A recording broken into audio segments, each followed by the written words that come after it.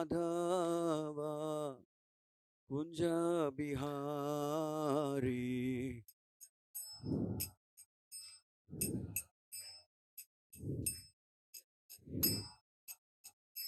Jaya Radha Madhava Kunja Bihari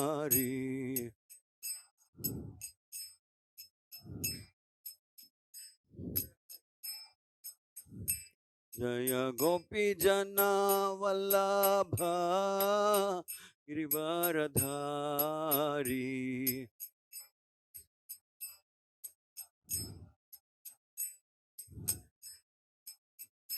Jaya Gopi Jana Vallabha Varadhari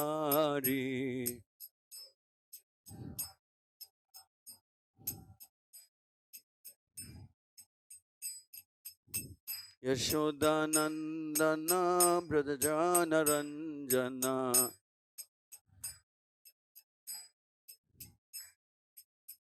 Yashodanandana Brajajana Ranjana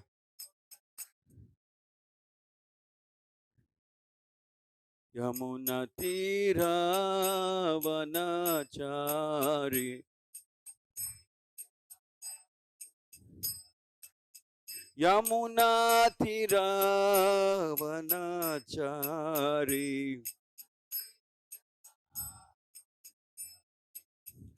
Jaya Radha Madhava Kunja Bihari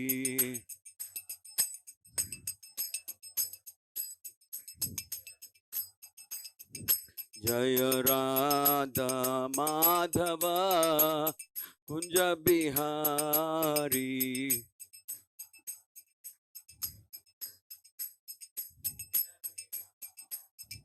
Jaya Gopi Jana Vallabha Girivaradhari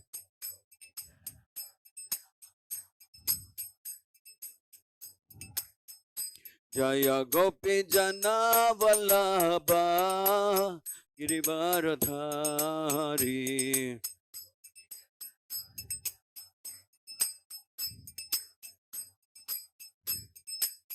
Yashodanandana Brajajana Ranjana Yashodanandana Brajajana Ranjana Yashodanandana Brajajana Ranjana Yamuna Tira Vanachari Yamuna Tira Vanachari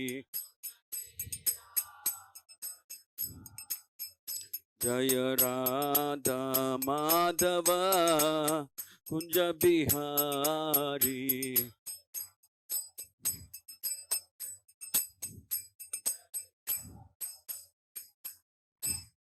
Yo Vishpad Paramams Parivrajacharya Ashtotra Satya Sri Srimad His Divine Grace Bhaktivedanta Swami Srila Prabhupada Ki Iskcon founder Acharya BBT founder Acharya Jagadguru Savior of the whole world Patit Pavan Srila Prabhupada Ki Grantaraj Srimad Bhagavatam Ki Anant Koti Vaishnav Vrinda Ki Harinam Sankirtan Mahayagna Ki Nitai Gaur Premanande Shri Shri Radha Madan Mohan Shri Shri Jagannath Baladev Subhadramai Shri Shri Gaur Nitai Ki Om Namo Bhagavate Vasudevaya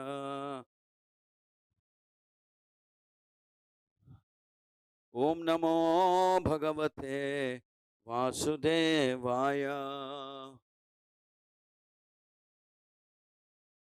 Om Namo Bhagavate Vasudevaya Narayanam Namaskritya Ranchaiva Narottamam Devim Saraswatim Vyasam Tato Jayamudirayet Nashtaprayeshu Abhadreshu Nityam Bhagavata Sevaya Bhagavati Uttama Shloke Bhaktir Bhavati Naishtiki. Reading from Srimad Bhagavatam, Canto 4, Chapter 30, verse number 32.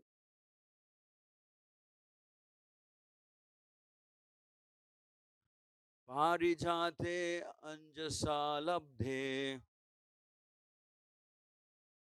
Parijate Anjasa Labdhe Sarangonya Nasevate Sarangonya Nasevate Tvadangrimulam Asadhya Tvadangrimulam Asadhya Sakshat Kim Vrinimahi Sakshat Kim Vrinimahi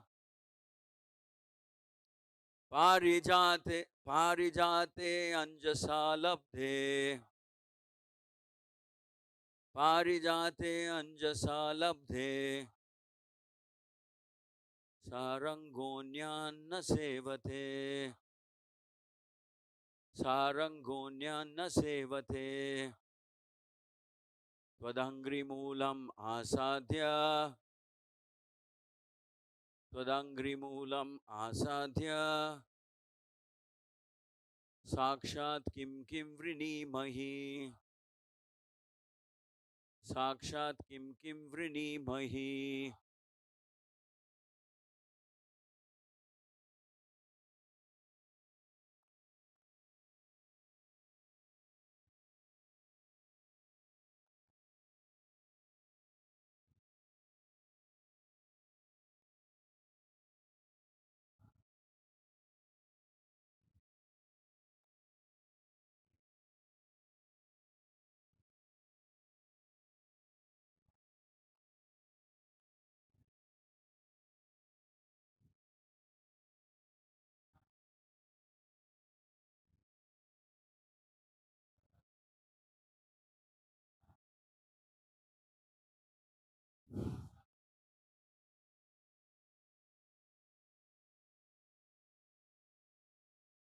Parijate, the celestial tree known as Parijata, Anjasa, completely, Labdhe, having achieved, Sarangaha, a bee, Anyat, other, Nasevate, does not resort to, Tvadangri, your lotus feet, Moolam, the root of everything, Asadhya, having approached, Sakshat, directly, Kim, what, Kim, what, Rinimahi, may we ask. Translation and purport by His Divine Grace A.C. Bhaktivedanta Swami Srila Prabhupada. Dear Lord, when the bee approaches the celestial tree called the Parijata, it certainly does not leave the tree because there is no need for such action. Similarly, when we have approached your lotus feet and have taken shelter of them, what further benediction may we ask of you? Purport. When a devotee is actually engaged in the service of the lotus feet of the Lord, his engagement in itself is so perfect that there is no need to ask for further benediction. When a bee approaches the Parijata tree, it gets unlimited supplies of honey. There is no need to go to another tree. If one is fixed in the service of the lotus feet of the Lord, there is unlimited transcendental bliss. And as such, there is no need to ask for further benediction. The Parijata tree is not commonly found within this material world. The Parijata tree is also known as Kalpa Vriksha or a wish fulfilling tree. One can get anything he desires from such a tree. In the material world, we can get oranges from an orange tree or mangoes from a mango tree. But there is no possibility of getting oranges from a mango tree or vice versa. However, one can get whatever he wants from the Parijata tree. Oranges, mangoes, bananas, and so on. The tree is found in the spiritual world. Chintamani prakarasadmasu kalpavriksha lakshavruteshu. The spiritual world in Chintamani Dhama is surrounded by these kalpavriksha trees. But the Parijata tree is also found in the kingdom of Indra, that is on Indra's heavenly planet. Shri Shri Jagannath Baladev Subhadramai, Shri Shri Radha Madan Mohan, Shri Shri Gaurnithai Ki.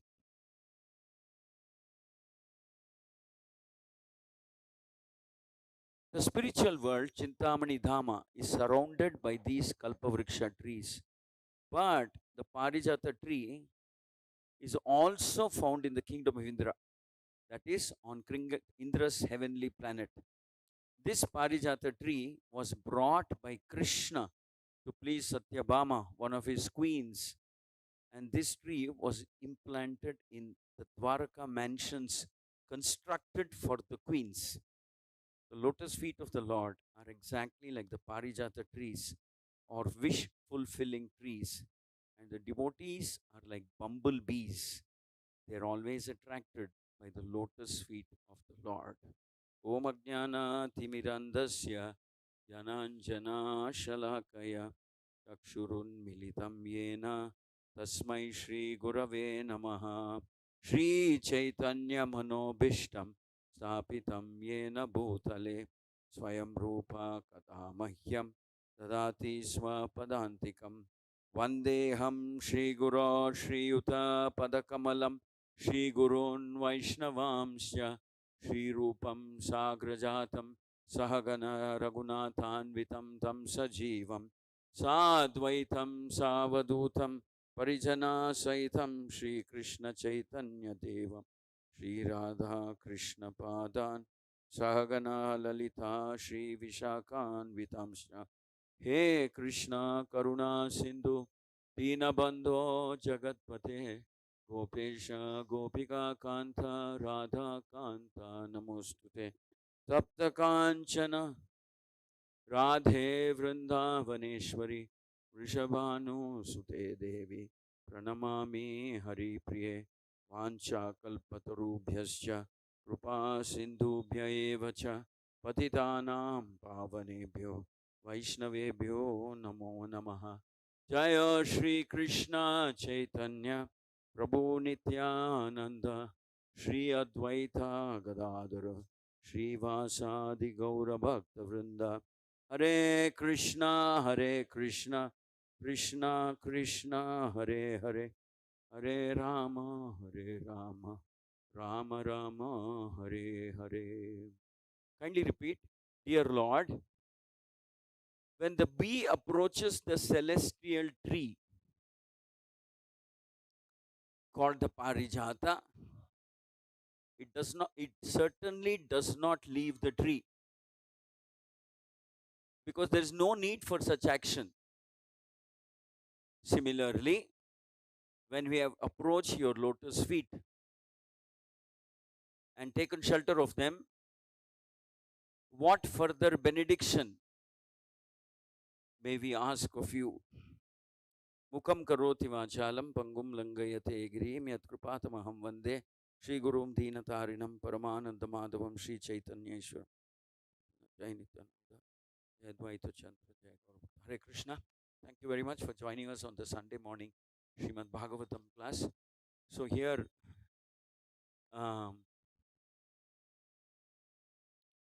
there is the glorification of the lotus feet of the Lord being offered by the Prachetas. So it's mentioned here that, my dear Lord, you relieve all kinds of material distress. Your magnanimous transcendental qualities and the holy name are all auspicious. Dear Lord, we beg to offer our obeisances unto you. When the mind is fixed upon you, the world of duality, although a place for material enjoyment, appears meaningless. Your transcendental form is full of transcendental bliss. So therefore, we offer our respects unto you. Then further, the Prachetas say, Dear Lord, we offer our respectful obeisances unto you because your existence is completely independent of all material influences. Your Lordship takes away all, this is very interesting. Your Lordship takes away the, all, no, wait a minute. Your Lordship always takes away the devotee's miserable conditions, for your brain plans how to do so. So the Prachetas is saying, my dear Lord, you're always making plans how to take away the devotee's miserable condition. That's how your brain is working.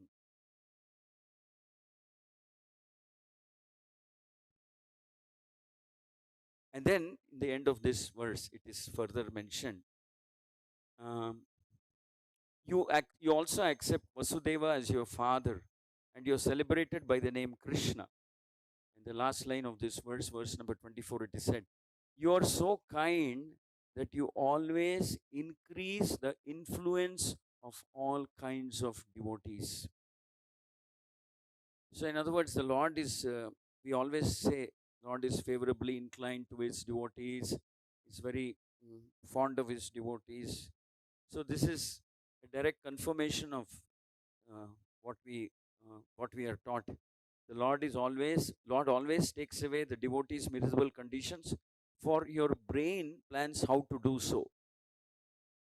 Haraye. So here the word haraye is used to signify one who takes away all miserable conditions of the devotees. And the next word is harimedase, whose brain works only for the deliverance of the devotees. So it's very significant, very inspiring actually to read such statements about the Lord. So um, it increases our loving faith in the Lord. Dear Lord, we offer our respectful obeisances unto you because your abdomen sprouts the lotus flower and so on, like that. And in the next verse, it is said,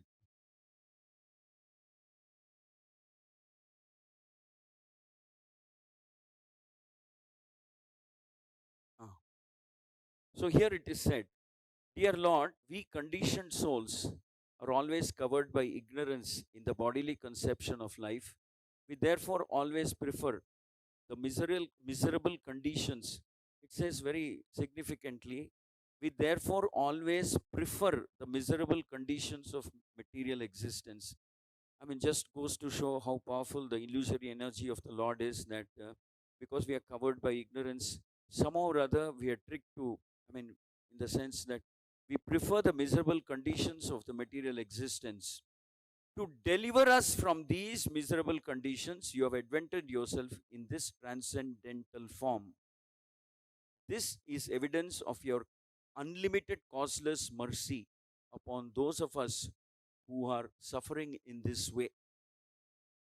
So, here it is said that the Lord appears in a transcendental form, directly, visibly, or sometimes as the Archa Vigraha, uh, to shower his unlimited, causeless mercy upon those of us who are suffering in this way. Not directly referring to devotees, anybody who is suffering. And in the last line, it is mentioned, what then to speak of the devotees to whom you are always so favorably disposed? Once again, there is confirmation that the Lord is favorably disposed towards devotees. So it's mentioned that what to speak of those devotees towards whom you are favorably inclined. That means causeless mercy is anyway being showered on the conditioned souls, whether they're devotees or not. But what to speak of devotees who are dedicated to your serving your lotus feet? How much more mercy they must be enjoying. And then again, it is said here, you are the killer of all inauspicious things. You're compassionate upon your poor devotees through the expansions of your Archa Vigraha. You're compassionate upon your devotees through the expansion of your Archa Vigraha. you should certainly think of us as being your eternal servants, and so on. The Prachetas are offering very nice, wonderful prayers in glorification of the Supreme Lord. And now, what to speak of the devotees of the Lord? Here in this verse, it is specifically mentioned, as we have approached your lotus feet and taken shelter of your lotus feet, what further benediction may we ask? In other words, it is being mentioned that being able to take shelter of the lotus feet of the Lord is the ultimate destination, or shall we say the ultimate benediction, and there's no need for us to ask for anything else. That is what is being mentioned here. That is what is being mentioned here. So we, the devotees, we prachetas have somehow taken the shelter of the lotus feet, your lotus feet. So we don't want anything else. Actually, they're not saying we don't want anything else. What else is there to be asked? What else? Is there something higher than this? There cannot be conceivably, there cannot be anything higher than this, taking shelter of the lotus feet of the Lord. Now, what to speak of the lotus feet of the Lord? It is the same thing is being mentioned about the lotus feet of the devotees of the Lord. What to speak of the Lord's lotus feet? Even the devotees of the Lord's lotus feet are extremely glorifiable. If someone takes the shelter of the lotus feet of the Lord, or for that matter, like the three things we know and we understand, we have been told repeatedly: the dust from the lotus feet of the devotee of the Lord, the dust, the water that has washed the lotus feet of the Lord, and then, of course, the remnants of the prashadam that he has accepted. So these are considered as the three of the most powerful material substances, or shall we say, uh, substances in this material world: the dust, the water, and the uchishta, prashadam. So, what to speak of just the Lord? Even the lotus feet of the devotees of the Lord is extremely purifying and extremely to take shelter of the Lord. So, what does it actually mean to take shelter of the lotus feet of the Lord? So, it's not that we come to the temple and then we pay obeisances and we go back and then, our life continues as usual. No, that is not the actual meaning. We all know that the actual meaning of taking shelter of the lotus feet of the Lord is to actually contemplate on the Lord, or the lotus feet of the devotee of the Lord, is to contemplate, okay, what is it that will please him? See, unless this contemplation is there, we cannot say that there is a there is a devotional there is a devotional element in that person's mind, unless he is contemplating, saying, what is it that I can do to please Guru, Krishna, Vaishnavas? So that contemplation should be there. What is it I can do to please them? And then, of course, it is also said that we should also be thinking, all right, I did something today, can I do something more tomorrow? So these two, I would think, are very essential components. How can I serve the Lord? What can I do to serve the Lord? Can I do something more tomorrow? So these two thought processes are there, and they become so significant that everything else becomes insignificant by contrast. In the sense that, okay, it may be inconvenient, it may be difficult, it may be so on, but the devotee, yes, the devotee is a person who thinks that doesn't matter if it is inconvenient, doesn't matter if it is troublesome, doesn't matter if it is I have to give up something, but let me try this one lifetime. Let me try to be dedicated to the mission. I mean, whatever to do, whatever that pleases my Guru, my Krishna, and like that. And then, of course, this sentiment grows, and then eventually the devotee starts thinking that um,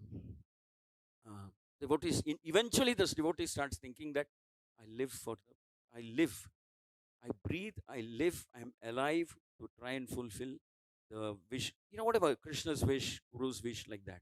So eventually, that is the that is the culmination. So that's why the Pracheta is saying, "Are we have already mercifully, somehow, inconceivably, by your causeless mercy, we have achieved um, your lotus feet, and we don't want to be disturbed. What else is there beyond your lotus feet, taking shelter of your lotus feet? What else is there? There cannot conceivably anything beyond this." So a practicing devotee will think, all right, not not just, see, please understand, the reason I'm saying this is that surrender is not just a sentiment. It's an surrender, and surrender should translate into service, should translate into ever increasing service. Surrender should translate into selfless service. Surrender should translate into unconditional service, or shall we say unconditional, whatever, availability at the disposal of Guru and Krishna. That's the actual meaning, spirit, sense of the word surrender. Surrender actually means you have no interest other than the interest of your Guru. If you have interest other than the interest of your guru, you're not surrendered. The word surrender cannot apply to you technically or literally. It cannot apply. Surrender means, probably once upon a time, it said you go to the guru or somebody like with a clean slate, and then, let Krishna or Krishna's representative write what he wants of you, and that becomes the mission of your life. That becomes the mission of our life. That is the actual meaning of surrender. Now, I said what to speak of uh, Krishna, even the lotus feet of the Guru. We begin our Guru Vandana prayers by saying Shri Guru Charana Padma. So there is, see,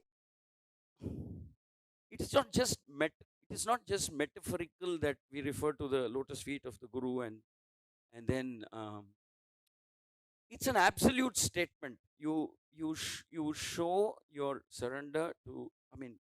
Like it said here that they surrender to the lotus feet of Krishna. And how can there be better benediction? How can there be a better blessing? How can there be a better destination? How can there be a better situation for a devotee? So, Sri Guru Charana Padma means Sri Guru Charana Padma is signifying that here is somebody who, if he may not have achieved that stage, he may not have achieved that stage, or at least he's thinking, he's wanting, he's desiring, his lakshya, his goal is to want to become like that. That for me, all that matters is what Krishna wants me to do, what Krishna wants me to execute, and Krishna's pleasure. Everything. I'm not saying everything else is being set aside. There's no such thing as anything other than this.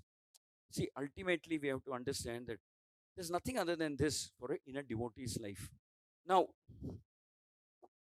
it's pretty interesting that there are some Vaishnava saints who have spoken elaborately on the lotus feet of the Lord. Just as a sample scripture, if you take, for example, the Mukunda Mala. In the Mukunda Mala, it is mentioned, Mukunda Mala written by the Kulashekar Alva, which Srila Prabhupada partly translated. It is mentioned that, by the way, so there is this great Vaishnava saint who says something very remarkable. He says, if you wish to glorify the lotus feet of the Lord, or even for that matter, the paduka of the Lord, you see, there is the lotus feet of the Lord, and these lotus feet of the Lord are supported on this earth by the paduka. There is something called padukas, that is what the Lord wears, what the lotus feet of the Lord wears, paduka. Actually, some of the Vaishnava saints and acharyas go to the extent of glorifying not just the lotus feet of the Lord, but they also glorify the padukas of the Lord. They say how fortunate these padukas are. Just as we see the gopis are thinking with great jealousy, they're looking at the flute in Krishna's hand and saying, what punya they have done, this bamboo stick has done. It is tasting the nectar of Krishna's lips. That is something that we are always anchoring for. So how fortunate this bamboo stick must have been. What is it? What is the kind of austerity this bamboo? Similarly, the acharyas are also saying, what is the good fortune of the padukas that they're able to support the lotus feet of the Lord. The all auspicious, the all merciful, the all powerful lotus feet of the Lord. So it's said that if one were to try to glorify either the lotus feet of the Lord, or for that matter, the padukas of the Lord, if one were to actually want to glorify. See, in one of the writings of a Vaishnava saint scholar, he has said that it is the glories of the padukas are also inexhaustible. Inexhaustible. And so he conveys it in a very poetic manner. Some of our great acharyas were blessed with that. Say, for example, uh, uh, different acharyas from our parampara, many of them have written astoundingly melodious, in a very melodious, in a very powerful way, the glorification. So here is this Vaishnava saint who's saying, if you wish to glorify the padukas of the Lord, then maybe you should use the vast expanse of the sky as a paper on which you will write.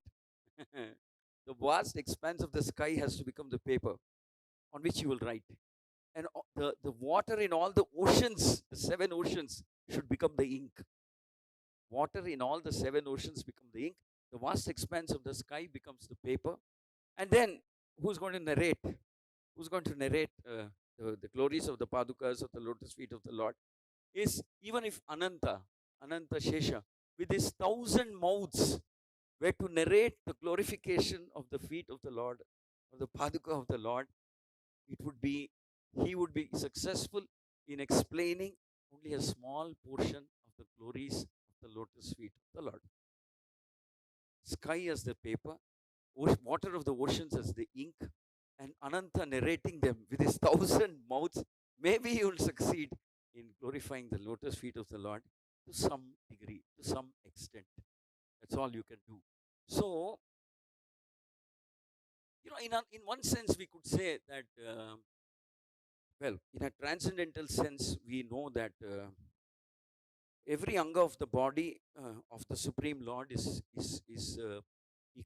equally powerful, but in our Vedic scriptures, somehow in our Vedic scriptures, it is especially glorified. The padukas of the Lord or the lotus feet of the Lord are given as unique position, and there's a good reason for that.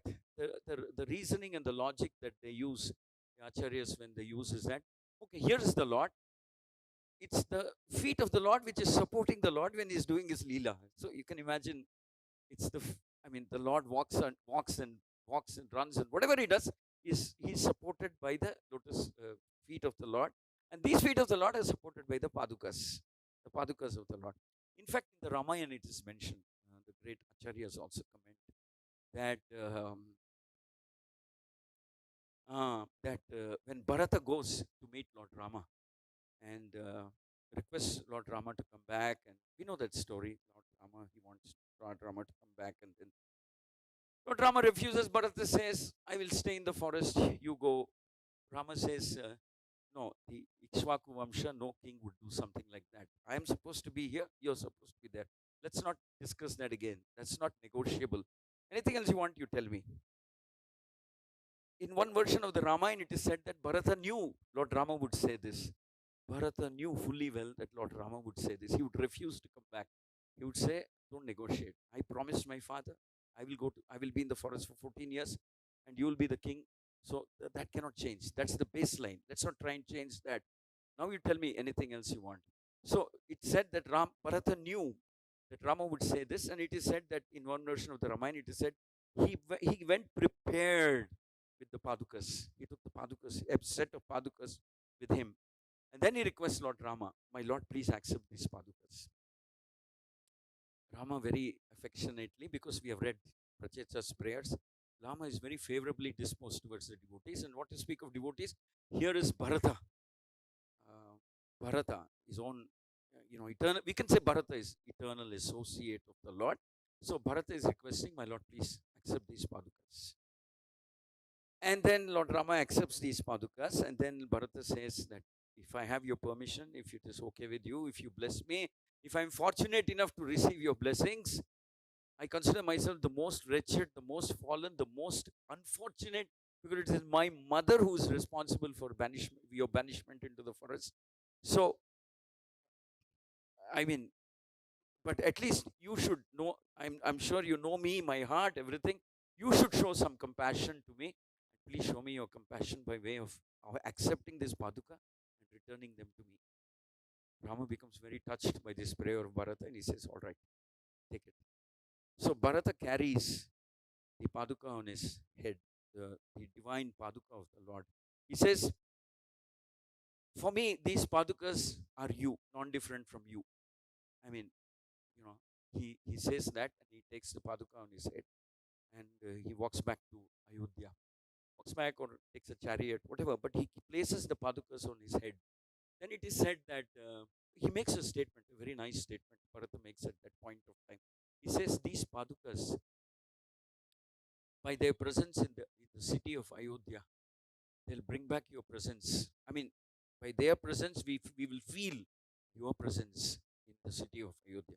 Not only that, they will bring relief, just as in a parched desert when there's rain. What kind of a relief the vegetation there will experience? They'll bring relief into the broken, dry hearts of the residents of Ayodhya. And also, these padukas are so divinely empowered that they will bring happiness, and they will provide and protect all the citizens of this state. Provide and protect. I don't have any doubt that that is how powerful these padukas are, because they are supporting you, they're supporting your lotus feet. So that's the mood in which Bharata brings the padukas back. So, I mean, and then of course Bharata places them very respectfully, worships them, and Bharata says that I will also follow the same lifestyle that you're following in the forest. I'll cover myself with bark, tree bark, and eat the same kind of food that you're honoring in the forest, like that. So ultimately, we can say that um, I mean, every part of the Lord's body is transcendental. So much so that some acharyas will tell you that forget about having darshan of the Lord or the devotee of the Lord, pure devotee. Even if the shadow of the Lord or the devotee falls upon you, to that degree you're purified. Even the shadow of the Lord.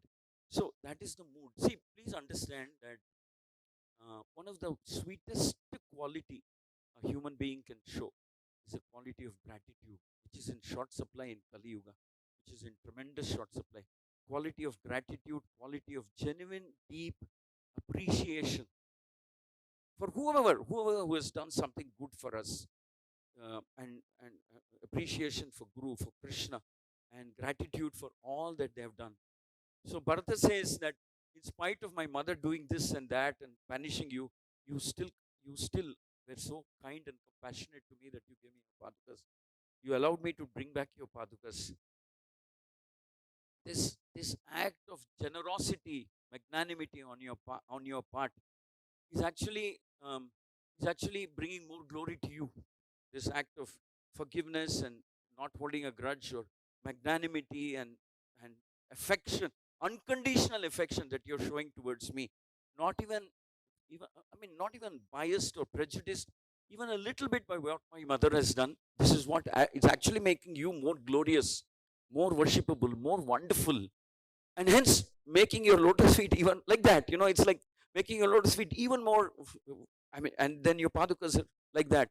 So Bharata is explaining his thinking that if you had not allowed me to take your padukas, I don't know if I would have even lived or something like that. That's the mood of Bharata. So devotees also should feel that um, out of the unconditional mercy, like it is explained in few of the verses that we just saw, that the Lord is favorably. I'm not saying we should feel. Actually, we should recognize. It's not just a feeling. We should recognize that the Lord is kind. Lord has been exceptionally merciful, very forgiving, even like that. So I'll go back to the Mukunda Mala. In the Mukunda Mala, it is said that.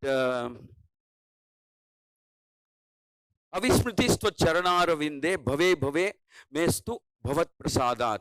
I respectfully ask you, O Mukunda, this one desire.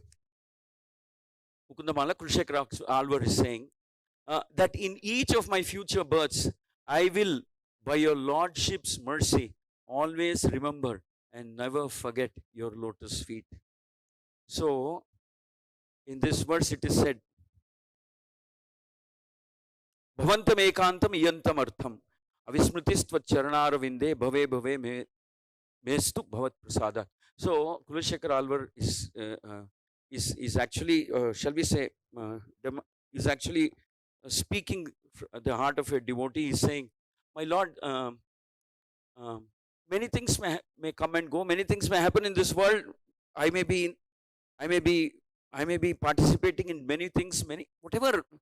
But at the bottom line is, let my thoughts, let my mind never deviate from my incessant, constant meditation on your lotus feet.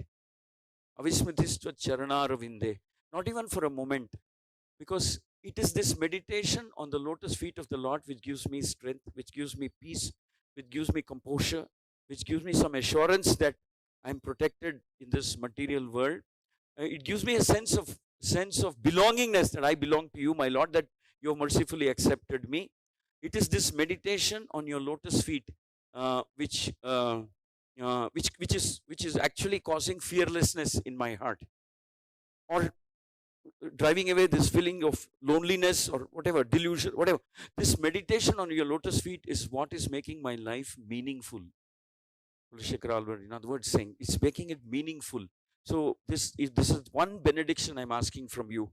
Just as the Prachetas are asking, Kulshekara Alvar is asking, please let me undeviatingly, incessantly meditate on your lotus feet all the time. Actually, it's surprising that in the first maybe 15 verses, this Kulashekara Alvar is speaking in at least 7 or 8 verses about wanting to meditate on the lotus feet of the Lord. Almost as if it's almost as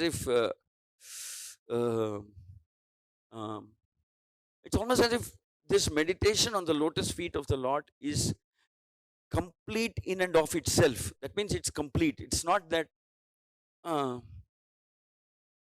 you see, if you were to peep into the mind of devotees of that caliber, like say Kulashekara Alvar, and why are they saying what they are saying, it is because they recognize, they love, they joyfully accept the Lord as their controller, as their master, as their protector, as their object of service, as their object of love, and they're grateful that the Lord has allowed them. Lord has accepted us to serve. It is not that, okay, I've come here to serve my Lord, so I'm sure you'll accept. No, that's not the mood in which they're praying. They're saying, we are grateful to you. We are thankful to your costless mercy, that you're giving us the darshan of your lotus feet, or accepting us as your servant, engaging us as your servant, giving us protection as your loved and dear ones, though we don't deserve it at all. And because we are beneficiaries of your costless mercy, I have no right to look at you beyond your lotus feet. I am a helpless, surrendered, completely dependent on your mercy, on your compassion, on your whatever, on the opportunity you're giving me to say. I don't have the right to look at you beyond your lotus feet. I'm very grateful to you. At least you've given me the opportunity to meditate on your lotus feet. That's the spirit in which Kulashekara Alvar is saying. He's saying that, and the Prachetas is saying, we at least you're giving us a chance to meditate on your lotus feet. That by itself is sufficient for us. That's the mood in which devotees offer prayers. Further on, it is said, Naham vande tava charanayor dvandva madvanda heto kumbi pakam Gurum Hari Narakam Napanetum Ramya Rama Mrudutanulata Nandane Napirantum Bhave Hruday Bhavane Bhavayayam Bhavantam. So here in this verse, the 4th verse of the Mukundamala, it is said very clearly, Mukundamala, Kulashekara Alvar is saying, I don't want to be saved from the dualities of material existence, or from being condemned in the Kumbhipaka hell. And then like that, he says, I'm not coming to you to seek any material benediction. Actually, not material benediction. I'm not coming to you to seek any benediction other than this one thing. Please accept me as the most insignificant, fallen, unqualified recipient of your abundant costless mercy, by which I hope to be constantly meditating on your lotus feet.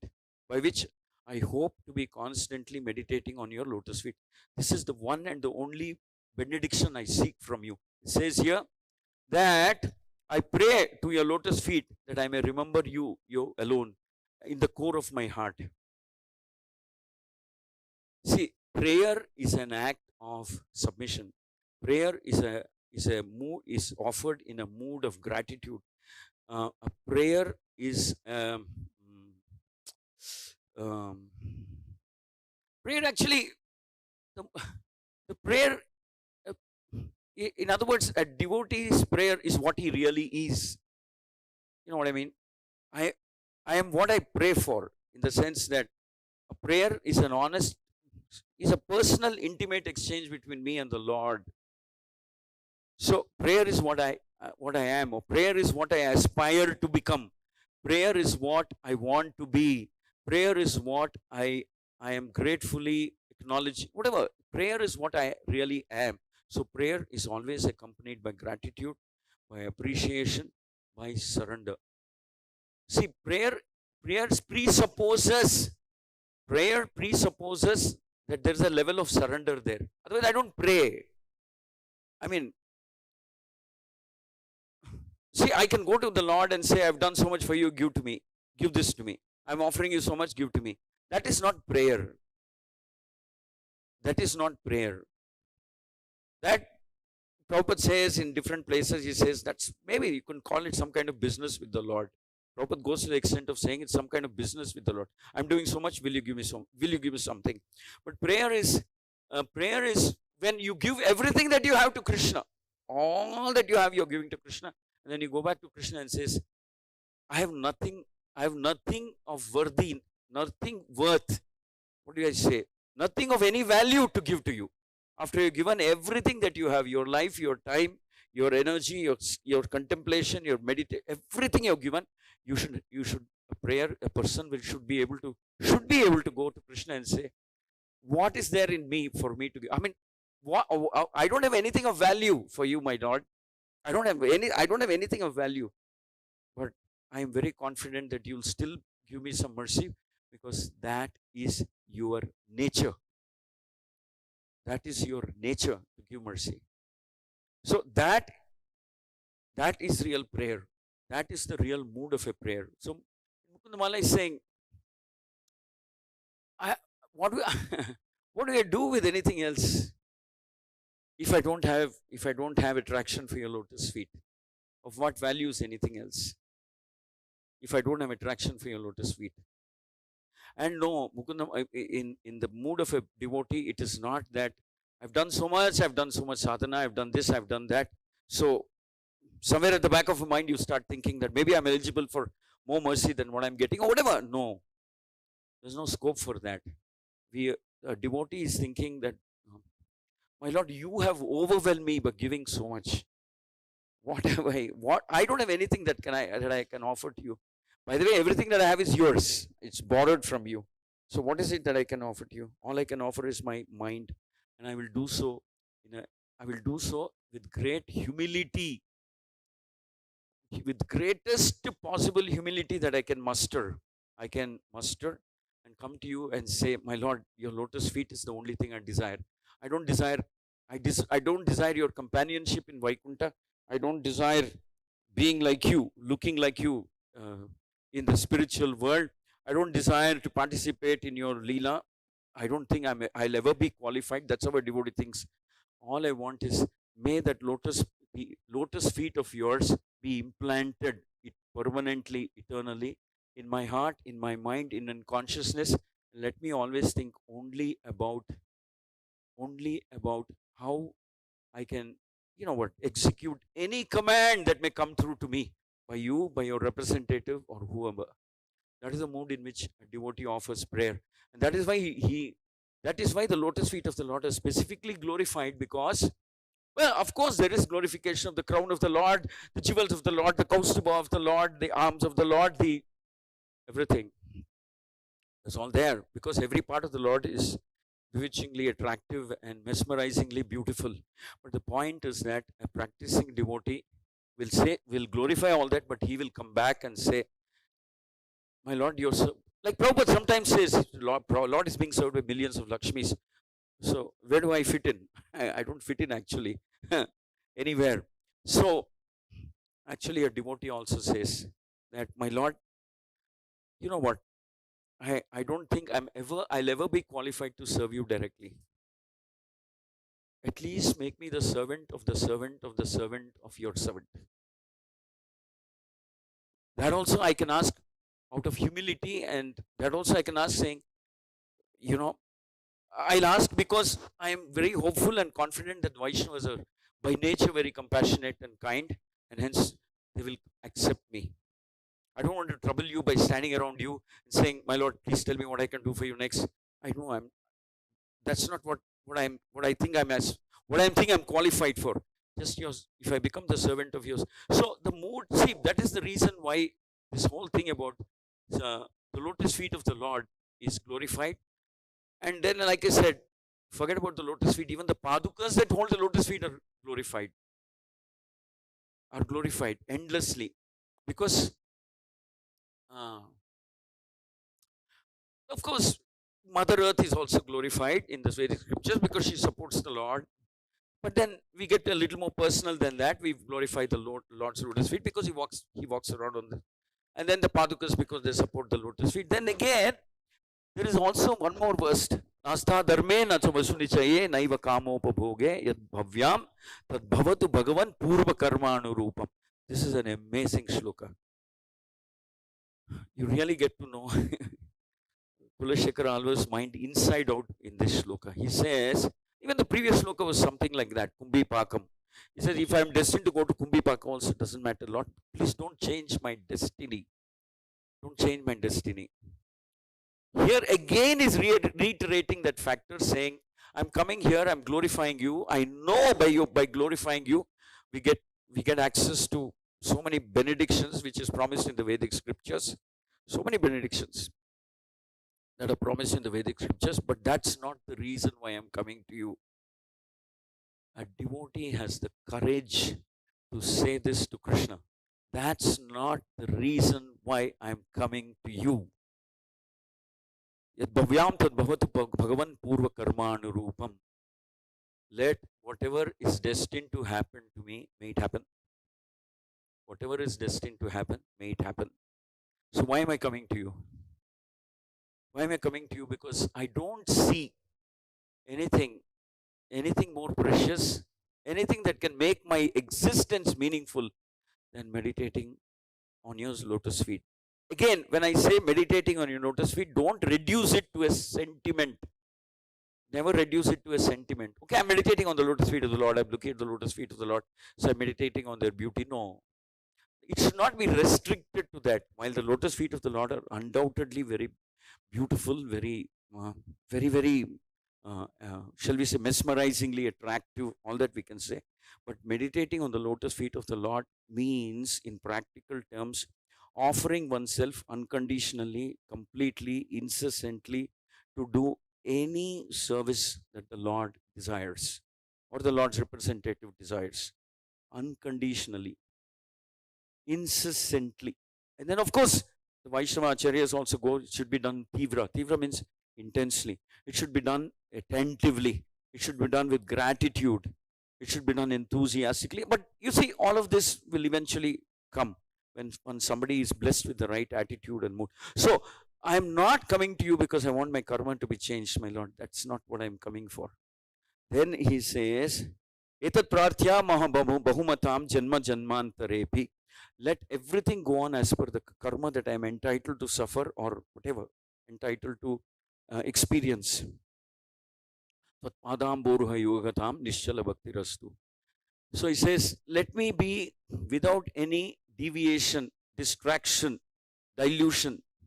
Let me be attached to my role as your servant. Insignificant. What is the word? Insignificant. Selfless. Servant. Let me be attached to that role. And I know meditating on your lotus feet will help me achieve that. Meditating on your lotus feet will help me achieve that. And that is the only thing I want to achieve. I'm not looking to cut my karma, reduce my karma, change my destiny or anything. So, Kulashekara always Mukunda Mala, like I said in the first 15 shlokas itself, 7-8 times this whole spirit of meditating on the lotus feet of the Lord is explained. So, is highlighted. So, of course, like I said, we should also remember that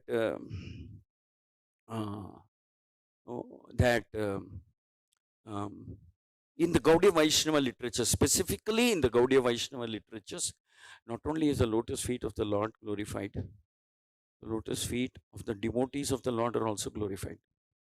There are the padukas which carry the lotus feet of the Lord. There are the devotees who execute the mission of the Lord.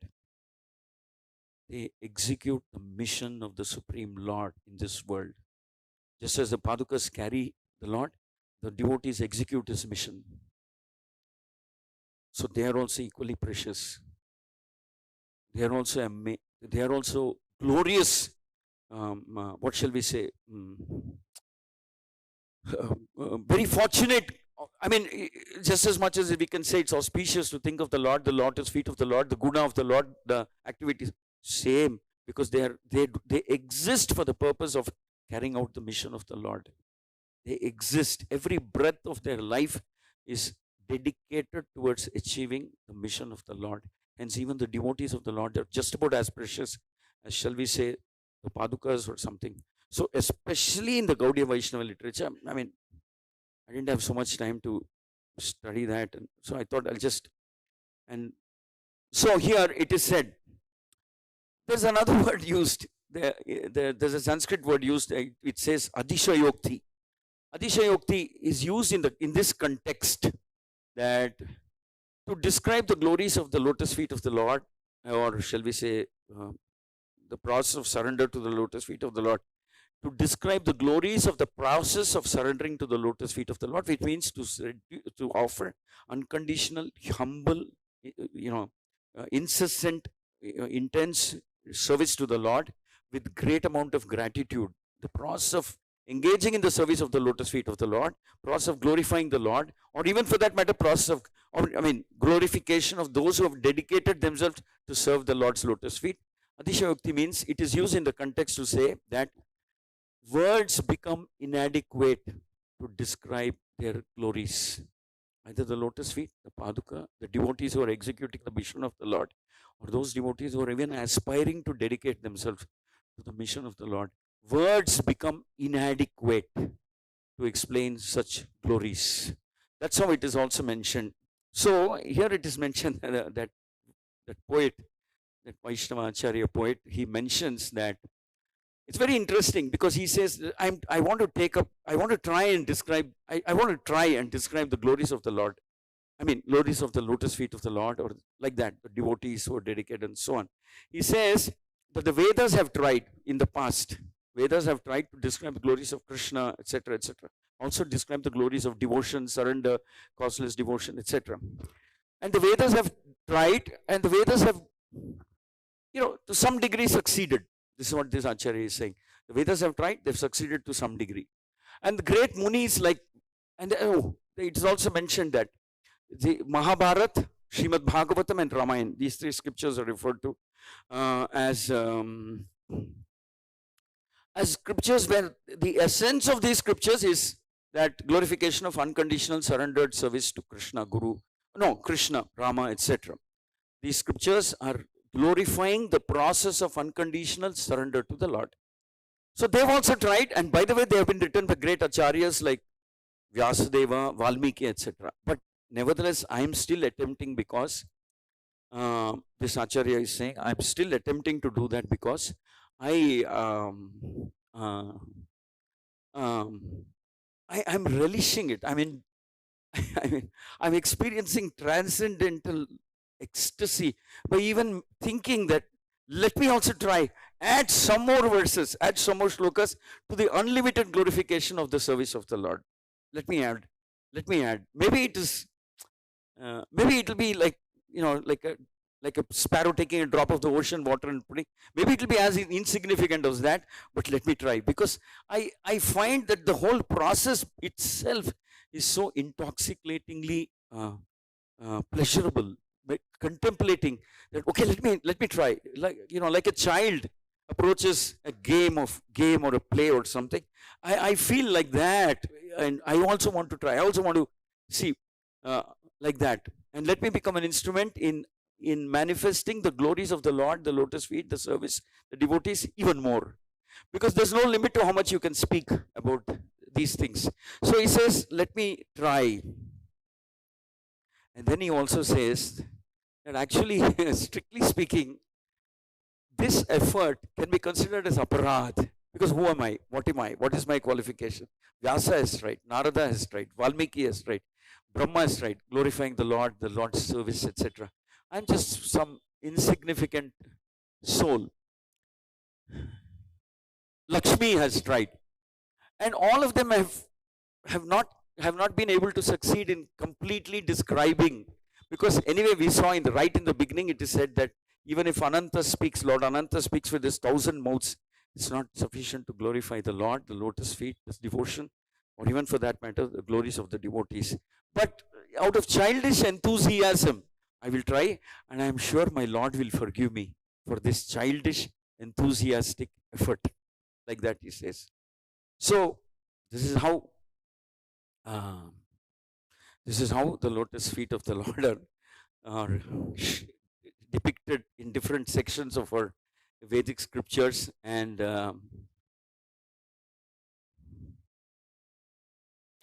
so we'll end by referring to maybe one more verse of the Mukunda Mala, where again the lotus feet of the Lord is glorified.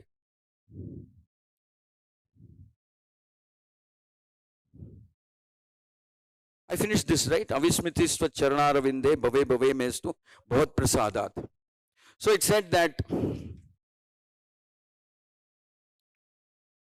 yes.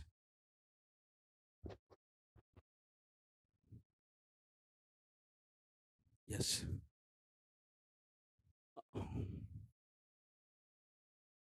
So here there's another verse which is I forget the verse number, maybe 6 or 7, which says that avidhirita sharadhara vindo charanote smaranepi chintayami maranepi chintayami. So here it is said that after a whole lifetime of engaging in your service, of serving you, serving your lotus feet, being under your shelter, and when the time comes for me to leave this world, avismritistva avadhirita sharadhara vindo charanote marane pichintayami. When the time comes for me to leave also, I don't have any other desire. No, it's very significant that the pure devotee like Kuleshekar Alvar, the reason I picked it up is because he's not saying, I hope I'll reach the heavenly planet. I hope I'll reach spiritual world. I hope I'll come back to you. No, that's not what he's saying. My Lord, when the time for me to leave this world comes, whenever it is destined to happen,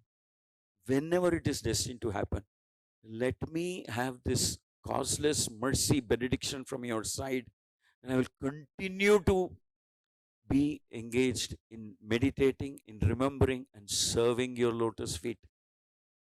Even when the time for me to leave this body comes, I don't have any other, okay, now the time has come, so I'll change my prayer. No. I mean, it's like, this is what we call surrender. Surrender means we don't think about the future. In the sense, we don't think about our future.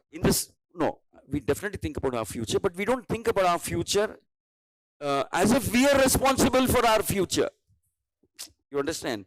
We don't think about our future as if I am responsible. I have to do something about my future. I have to do something about where I will go. No. Surrender means we will leave it in the hands of the object of surrender, whom we have surrendered. So here Kuleshekar Alvar is revealing even that secret. He's saying even at the point of time when we have to leave the body, he doesn't change his prayer.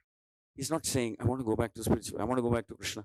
My Lord, let me continue to do let me continue in the same manner. And what happens to me is completely in your discretion. I don't even have a prayer to offer about that.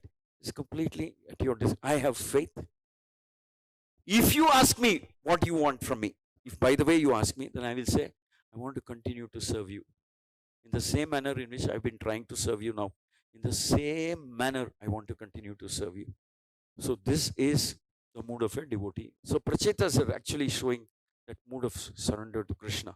Hare Krishna, Hare Krishna, Krishna Krishna, Hare Rama. Nataraj Srimad Bhagavatam ki jai. Any comments, please?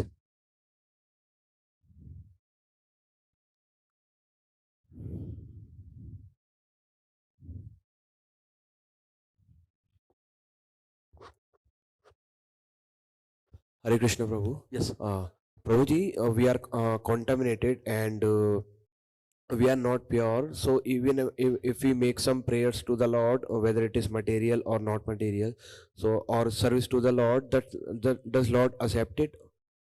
Yeah. See, it is mentioned in the earlier verses that I scanned through or I walked through.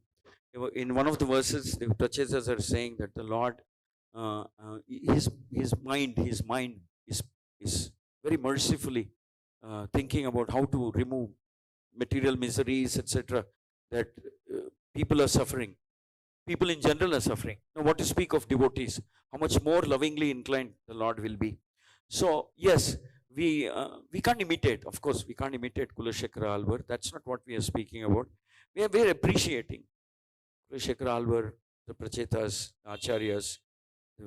We are appreciating. We consider ourselves fortunate that we are even able to hear about them, think about them, read about them, read the verses that they've given in as that comes down in the parampara. But having said that, sometimes we feel distressful, we feel difficulty, etc., etc. So in the scriptures, it is in some context it is permitted. You can go back to Krishna and say, "My Lord, this is troubling me too much. I'm not able to do peaceful devotional service. It's causing too much anxiety. It's troubling me too much. It's becoming painful. I can't handle it. Will you kindly give me some relief?" Akama sarva kamova. So we can go back to Krishna and ask him, because it's come to a level where it's disturbing me so much that I'm not able to do devotional service peacefully. I'm being harassed. I'm being troubled. I'm feeling depressed. I'm feeling disturbed. I'm feeling very agitated. I'm feeling very lusty. I'm feeling very whatever. Krishna, I'm feeling embarrassed that I have all these problems. I don't know whom else to go to except you. So Krishna understands. And Krishna's mind works in such a way, he's thinking how I can remedy such situation. We need not go anywhere else. Go back to Krishna. Go back to Krishna. Very clearly mentioned in this chapter. Well, actually, that's one stage in the evolution of a devotee. We shouldn't feel ashamed. We shouldn't feel guilty. Nor should we feel depressed. There's no need. That's what we are. We are fallen. That's the meaning of the word fallen. We are fallen. We are crazy. We are animalistic. We are lusty. We are greedy. We are envious. That's what we really are at this present moment in time. Nor is there need to feel guilty or depressed, but we should feel helpless, in the sense that in that helpless mood, go to Krishna. Actually, the other way around is dangerous. To feel that I'm very perfect, I'm okay, everything is fine.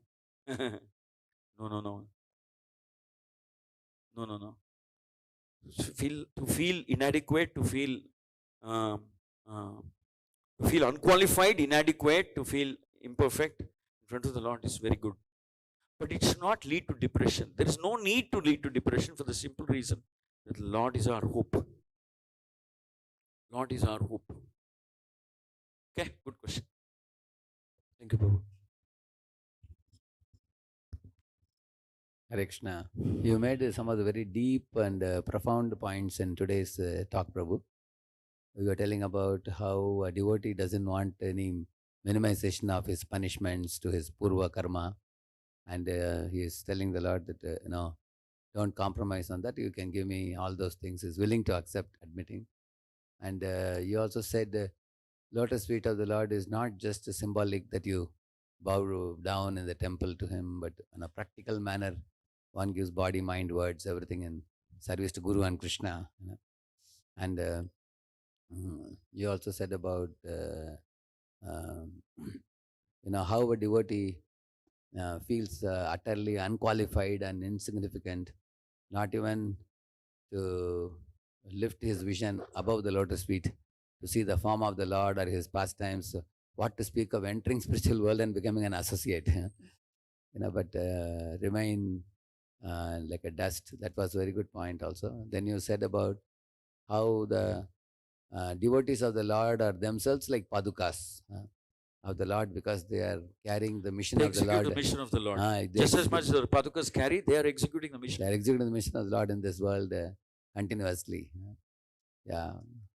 And the later point you were telling about how the devotee's heart is, and the consciousness of the devotee in relation to the Lord.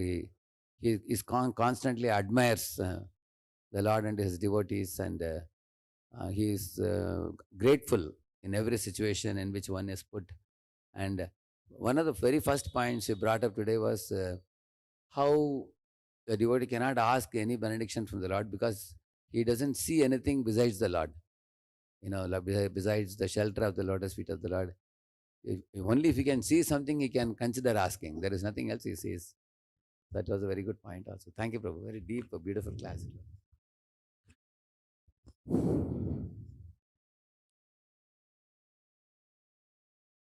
Somebody here. Thank you, Radhesham Prabhu. I mean, many of the things are more or less, I would say, in a different form, different words, repetition of whatever you speak about all the time. So nothing very new. You epitomize that kind of a mood. Prabhuji, in the lecture you had mentioned about gratitude. So you had mentioned that especially that about gratitude you spoke about a lot. So my question was that what causes ungrateful in a devotee's heart? What means a person, why he becomes ungrateful? What are the reasons, and how can we cultivate more gratitude? Can someone repeat this? Some echo. I'm not able to hear clearly. My Ungrateful. My question was that what causes a devotee ungratitude, that he is not grateful sufficiently? What causes a person in the heart that is not sufficiently grateful, and how can a person cultivate it more? Okay. So you're saying what actually makes us have that kind of ungratefulness, or shall we say, we don't recognize the good things that are happening in our life, which are happening by the mercy of the Lord. We don't recognize, we don't appreciate so much the nice things that are happening in our life, and we are always looking more at what I think should have happened and has not happened in my life, something like that. Hence, I'm not grateful. What I think should have happened to me, what I think I truly deserve, and it's not happened, and so I don't see anything that I should be grateful for. See, it's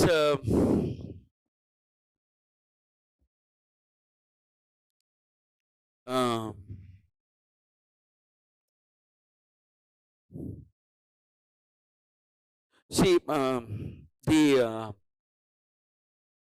rarity of devotional service is actually very rare that we get access to devotional service and to receive instructions from a Acharya like Srila Prabhupada, bona fide Acharya coming in the parampara of Lord Chaitanya. It's actually very rare. The normal course of events is that we just get driven by our karma, and then life goes on. We don't understand at all anything about Krishna. For us, before we met Prabhupada and read his books or met devotees, it was just one sentiment, some superficial act of sentiment, going to a temple on Janmashtami, bowing down, and we are clueless. We really don't know why we are doing what we are doing. But okay, family is insisting, they'll feel nice if I go. Maybe something good will happen, like that. It's very sketchy, superficial knowledge is what we have, which is what we carry and then we do. But right now, you see, that literature that is read and relished by the Paramahamsas, the Srimad Bhagavatam, is made accessible to us by the mercy of Srila Prabhupada. So, historically, such a thing doesn't happen very often. In Kali Yuga, we know that Lord Chaitanya comes in 1000 Kali Yugas. So, at least logically, we should accept that what's happening to me is very special, very rare. I've been blessed to be born immediately after Srila Prabhupada's time. Logically, may not be from our heart. But the first step is to accept logically. This is a very rare thing. I've had millions and billions of births. To be born immediately after Srila Prabhupada's time, to accept his instruction, be a part of his institution, be a part of the parampara of Lord Chaitanya, is a very rare, special occurrence. So, in that sense, at least logically, we should accept the good fortune that we are experiencing. And then when we at least we accept logically, we accept at a level of knowledge, not at a level of deep realization in the heart. So that is a good step to start with. And then we go on offering up prayers of gratitude. Even that, if we do merely as a duty, merely as a function, glorifying the Lord, the devotees of the Lord, merely as a duty or a function or mechanically, like they say, you're doing mechanically. Eventually, all of that will add up. It will work. So the hard, stone-like heart will melt because of this mercy, because of this process, following a bona fide process. The heart will melt. That is when we start experiencing. That is when we start feeling that sentiment of raga, attachment, will awaken. It will, if it has to awaken. So we have to, the way to awaken is obedience, having an attitude of service and obedience. Then someday the Lord will say, he's been coming so many days doing service nicely. Guru, Krishna, Vaishnavas will bless you. And the moment we get the blessings of Guru, Krishna, Vaishnavas, Guru, that's when your heart starts melting. So all that we are doing now is to become qualified to get a merciful glance from Guru or Krishna or Vaishnavas, saying, here is a sincere person. The moment they glance upon you with respect, with appreciation in their heart. They don't even have to come and tell you. In their heart, they feel, here is a sincere soul, here is a nice person, here's somebody who's sincerely, genuinely trying. The moment Vaishnavas, Guru, Krishna feel like that, then your heart starts melting. And then you start understanding, oh, all these years I've been hearing about it, but now I also feel grateful to Krishna, for Prabhupada, for Vaishnavas, for tolerating me and engaging me. So the turning point is actually a merciful glance of a devotee, of Guru, of Vaishnavas, of Krishna. I mean, Krishna's merciful glance will come, it is said, after the Vaishnava's merciful glance, because Vaishnavas are generally known to be more merciful than Krishna. So if we serve Guru, Vaishnavas nicely, and they mercifully glance at us and wish us well in their heart, that's enough for us. That's enough for us. Which is why we always say, Vaishnavas, in the morning we offer that obeisances and say Kalpa Vriksha. You know what is it? Vancha Kalpataru.